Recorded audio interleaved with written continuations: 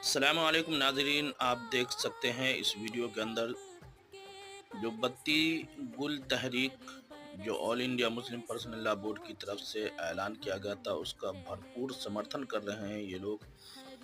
और जबकि ये इलाका बहुत ही बड़ा इलाका है और मुंबई शहर का बहुत ही माना जाना इलाका है। मुंबई के मोहम्मद अली रोड डोंगरी इलाके का है, जबकि ये मार्केट का इलाका है। देख सकते हैं आप लोग, इन दुकान की लाइटें बंद हैं।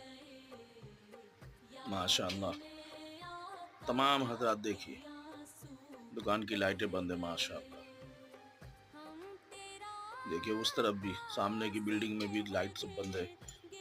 माशाअल्लाह, तमाम लोग इस चीज़ का भरपूर समर्थन कर रहे हैं। और आप तमाम हजरात से गुजारिश है कि इस वीडियो को ज़्यादा से ज़्यादा शेयर करें कि बत्ती तहरीक गुल जो थी